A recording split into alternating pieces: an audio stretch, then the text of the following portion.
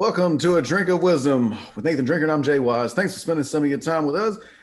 You know where we're located. We're on the Anchor app. We're on Apple Podcasts, Spotify, a bunch of other podcasting platforms, and the video format of the show. You can find us at the A Drink of Wisdom YouTube channel. It's a super duper late primetime Tuesday night edition of A Drink of Wisdom. What's going on, Drink? Hey man, you know what I'm saying? This, as you call it, the super duper prime time edition. We're a little late, but hey, this is what I say. Hey, you gotta respect the fact that we still out here trying to get the product out. So it is what it is, and as you know, we see what they don't. We're gonna say what they want, and it's gonna get this thing cracking. Cause at the end of the day, you know we got to talk some sports, baby. Let's roll, baby. All right, episode 59. We're going to preview the Eastern Conference Finals. We'll check on the Western Conference Finals, and we're going to react to a Supreme Court decision that concerns the NCAA.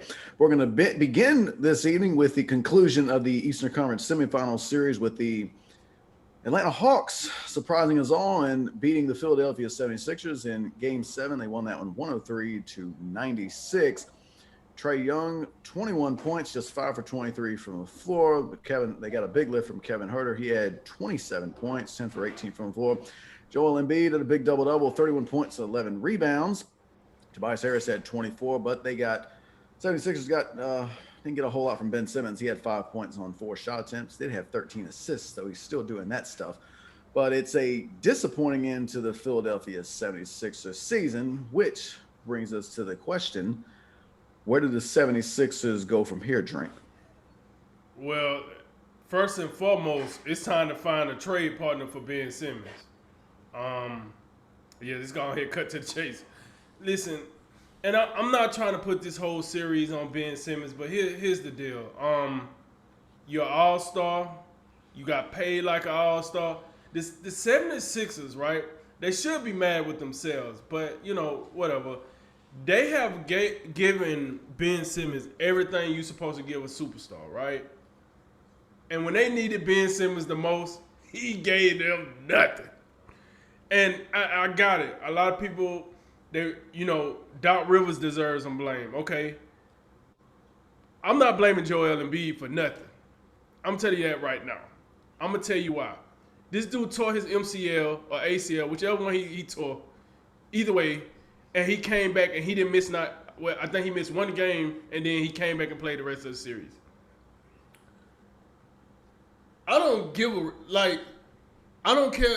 if Joel Embiid fell off in the second half of the games or whatever the case might be. The fact was he did enough in the first half of all those games that at least, the others could have got the job done against the Hawks. You wasn't playing the Nets. You weren't playing the Bucks. You was playing the Hawks. You should have been able to get that done. And for people to try to blame a one-legged Joel Embiid that gave everything he had in this series, that's unacceptable. It's not Ben Simmons. So it's not Joel Embiid. I'm not blaming Joel Embiid. I blame Elton Brand before I blame Joel Embiid on this one. And you know me, I've been pretty hard on Joel Embiid, but in this series, I don't think it's his fault. Them other guys was not cutting it. Ben Simmons especially. How are you a max player? You can't shoot free throws or you can't shoot threes. And I know what you're going to say. Well, what about Giannis? Well, let me tell you something about Giannis. Giannis might not be, pretty from both of those areas, but he ain't scared to shoot free throws and he's not scared to shoot threes. Yep. So his percentage might not be where you want him to be, but at least when you see Giannis, you like, all right, boom, he going to go to the free throw line, he going to do what he do. If he shoot an air ball, he shoots an air ball. But at least he's going to go up there and he's going to be confident. He's not going to be Ben Simmons that get more fouls than shot attempts. What? Max player? More fouls than shot attempts? You look like you about to cry out there on the court? Man, the 76ers, they just let me down. I was let down. Like, you know it. I had the 76ers winning the East. Lucky for me, a lot of people had the Nets winning the East and they didn't make it either. So, look, I ain't got to hear too much because both of the top two seeds got bounced, right? But at the end of the day, the 76ers was unacceptable. But I would be remiss if I don't at least say, man, shouts out to Trae Young and the Atlanta Hawks, man. They was not supposed to win this series. I know you had them beating the Knicks. I had the Knicks beating them in round 1. But that was a toss-up. So they could have went either way. This series is supposed to be a 76ers cakewalk. Instead of that, instead of it being a cakewalk, this was more like, hey, man, this is my last walk before I get locked up. That's what Ben Simmons looked like. He looked like he was about to get locked up and somebody was about to take his last meal. Unacceptable. So before we move on, I definitely want to just give a shout out to Trae Young, man. I think he one of the new faces that's coming up. And I do think when we have these conversations about the likes of Luka Doncic, the likes of I had a player in my head. But I just think when we talk about these young players, the best 25, under 25, or the next players to take the torch and take the NBA to the next level, Trae Young should be in that conversation just as well as Luka. I understand people don't they think I'm out of my mind for saying this, but at the end of the day, Trae Young just went and took out the number 1 seed in the East. And you can say whatever you want about the East, but Philadelphia was a real team. They was a real team until the playoffs started, I guess. But they was a real team. And they went and played a very tough Knicks team and got them out of here.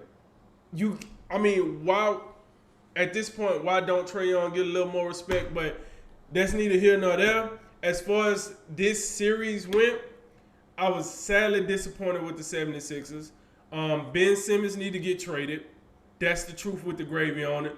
Doc Rivers, you got one more year. You go and blow some more crap next year, you'll be on the couch. And Joel Embiid, listen, he gonna have to get healthy. Before I stop, imagine Joel Embiid this year. You was the runaway MVP, then you got hurt. Jokic won the MVP. Then you think, okay, we got this series in hand. You get hurt, now you scrapping for your life. But then not only do you come back and play, you come back and play pretty well if you take out the fourth quarter numbers. But you play pretty well throughout, the rest of the games, and then you lose to the Atlanta Hawks. I don't know. I'm just gonna leave it at that. Hey man, 76ers. It's some stuff that gotta happen, but I'm just gonna leave it at that. Incredibly disappointing. Incredibly disappointing in Philadelphia. Man, we thought. I think the whole year, I felt, even though Brooklyn was getting all this love, and they was definitely like. That might be like, at least on paper, like the most talented big three that's ever been assembled. We talk about KD, James Harden, and Kyrie. But I always felt like the way Philadelphia defended, and they didn't have, I don't believe they have nothing for Joel Embiid. Philadelphia could beat them, and in the end, like that, we don't even get either one. That was a series I was kind of waiting for all year, just like I was waiting for Clippers-Lakers last year. I gotta stop just wishing for these great conference finals series because somebody ain't gonna hold up their end. Yeah, it happens every time. Yeah, somebody gonna hold up their end. And it would have been. I mean, it would have been okay, like because like I said, like on the last show, I was like, man, Milwaukee's real. Like they deserve to be here. They caught some breaks, obviously, with the Brooklyn's health. But now we just need Philadelphia. We get Philadelphia, Milwaukee. That's going to be a real heavyweight fight. Right. But Atlanta coming here and spoiling, and we'll get to them. We'll get to them in a little bit. But I mean, Philadelphia, they go up. Well, they went up 2-1 in this series. They lost. You lose game 4. You come in game 5 and you have a 26-point lead in the third quarter. You can't get it done. You bounce back in game 6, and then you get game 7 on your home floor, and you just not enough. And I know, like Joe, I think if Joel Embiid was 100% and didn't have this knee thing going on, I think Philadelphia went. I mean, even though they should have won it, period. But I think that could have been a difference, because what we've seen, like with Joel Embiid, not being 100% is they they they don't have a legitimate number two right now. I think that's what's got to be said. Like we've I've been fairly complimentary of Tobias Harris this season. I haven't said much against him. I thought he played relatively well. I even defended him in the last show. Yeah, you did. You He did. had what 4 out of 5 or 5 out of 6 games where he played really well, and he wasn't awful in this game. But in an elimination game, if you shoot 8 for 24, I mean that's just not good enough. But what it tells you is Tobias Harris is out here. At least he's gunning for something. Tobias Harris shouldn't lead you in shot attempts in the game 7 when you have Joel Embiid and Ben Simmons on your team. Now I get Joel Embiid. I mean, he had to pick up the slack for Embiid maybe because Embiid with the knee and all that. So I get it. Even though Embiid gutted it out, he 41 minutes and he gives you 30, 31, and 11. So the missing link to me is Ben Simmons. Like, where are you? You know, and some of the little statistical nuggets are just incredible. Like the fourth quarter, like where he came and found a shot attempt. It's got to be some mental stuff going on because the free throw shooting has just went just to like. I mean, these are numbers that would make Ben Wallace blush. 34%. 34% in from the free throw line. And this is a guy who like is shoots it, just over 60% in the regular season. So I mean, Giannis and him are like comparable from the free throw line. But I don't, and I've never like everybody wants to say, oh, well, you don't shoot threes. I could care less if he shoot threes, but you got to be able to shoot from somewhere. Like you can't be out there posing as a point guard and not have no shot at all. And like it'd be something different if like he gets fouled and goes to the free throw and locks in his free throws. I think that would be enough. I still like a little bit more. Like, can you pull up from 15 feet every now and again? I don't think that's too much to ask. But this guy, you just know that. I mean, I don't know for sure, but I got legitimate questions about Ben Simmons' work ethic.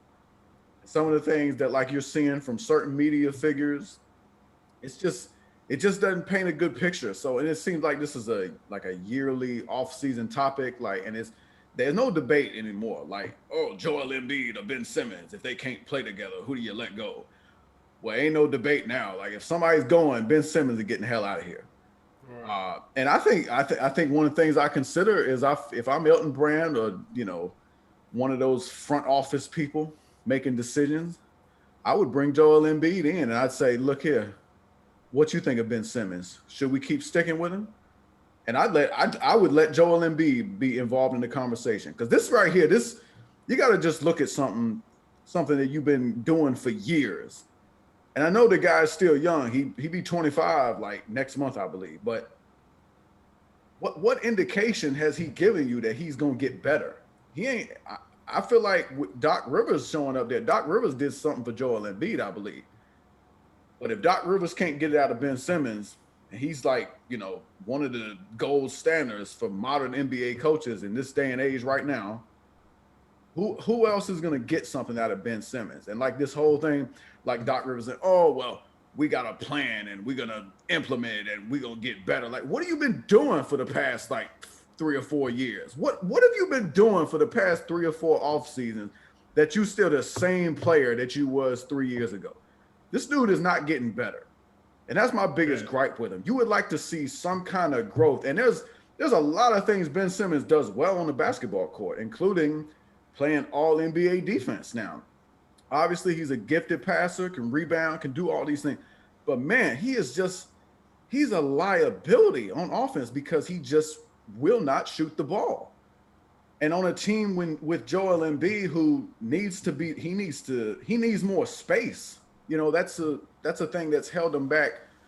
The past several years is like, and Elton Brand did a good job. He went out and got more shooters around Joel Embiid, but like Ben Simmons ain't helping with that. So you look like if you want to post up Joel Embiid, like Ben Simmons just going over there as far away from the play as possible and do not get involved.